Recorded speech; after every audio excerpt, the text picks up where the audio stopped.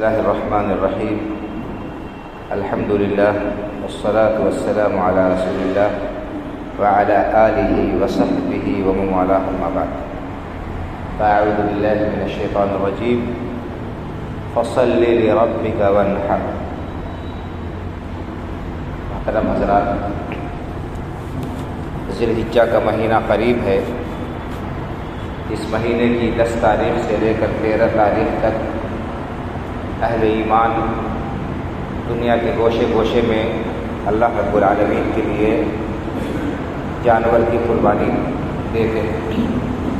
یہ قربانی، اس کا کیا حکم ہے اور قربانی کس کے ذمے ہے، قربانی کے لیے کیا شرائط ہیں، قربانی کے جانور کے اندر کیا صفات ہونی چاہیے، اس طرح سے بہت سارے مسائل ہر سال آتے ہیں.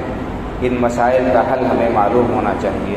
تو آج سے اب جتنے دن کی پڑھائی کے رہ گئے ہیں انشاءاللہ قربانی کے تعلق سے بعض مسائل آپ کے سامنے بیان کیے جائیں گے. قربانی کے تعلق سے بعض مسائل آپ کے سامنے بیان کیے جائیں گے. اور میرے پاس میں یہ کتاب ہے فتاوی شیخ الحدیث عبید اللہ رحمانی مبارک پوری رحمہ اللہ، جلد 2. اس میں قربانی کے تعلق سے بہت سارے سوالات ہیں اور ان کے جوابات ہیں. میں یہی سوال جواب آپ کے سامنے پڑھوں گا. سب سے پہلے ہم یہ جانتے ہیں کہ قربانی کا کیا حکم ہے، یعنی قربانی یہ واجب ہے یا سنت ہے یا کیا ہے، اس کا کیا حکم ہے شریعت میں. سوال ہے کہ قربانی کرنا واجب ہے یا سنت مؤکدہ ہے. اس کا جواب انہوں نے دیا ہے کہ قربانی کی نفس مشروعیت پر پوری امت کا اتفاق ہے. پوری امت اس بات پر متفق ہے کہ قربانی ایک شرعی عمل ہے، ایک دینی شعیرہ ہے. اس پر سب کا اتفاق ہے. البتہ واجب ہے کہ واجب نہیں ہے، اس میں اختلاف ہے. قربانی کی نفس مشروعیت پر پوری امت کا اتفاق ہے. البتہ اس میں اختلاف ہے کہ قربانہ کرنا واجب ہے یا محض سنت مؤکدہ. اس میں علماء کے درمیان اختلاف پایا جاتا ہے.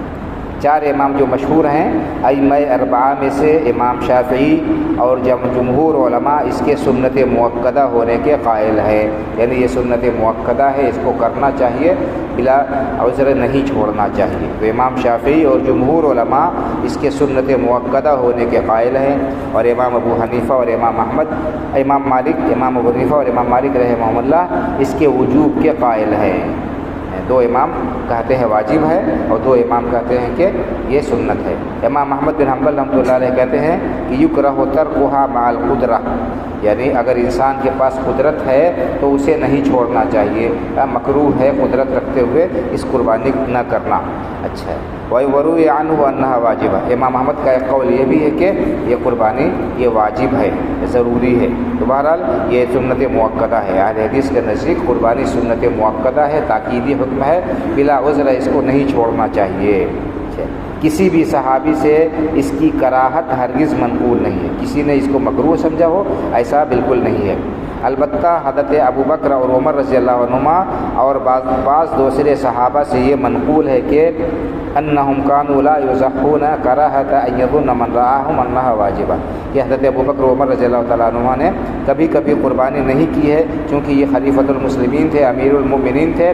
اگر یہ قربانی کرتے ہر سال تو سارے کے سارے لوگ دیکھتے اور سمجھتے کہ جو ہے یہ بالکل واجب اور ضروری ہے، اس لیے انہوں نے کبھی کبھی اس کو ترک کر دیا ہے. تو کہہ بعض صحابہ سے منقول ہے کہ وہ لوگ کبھی کبھی قربانی نہیں کرتے تھے. اس سے یہ ثابت نہیں ہوتا کہ قربانی نہ کرنے والے حضرات قربانی کرنے کو مکروہ سمجھتے تھے اور مکروہ سمجھنے کی بنا پر قربانی نہیں کرتے تھے.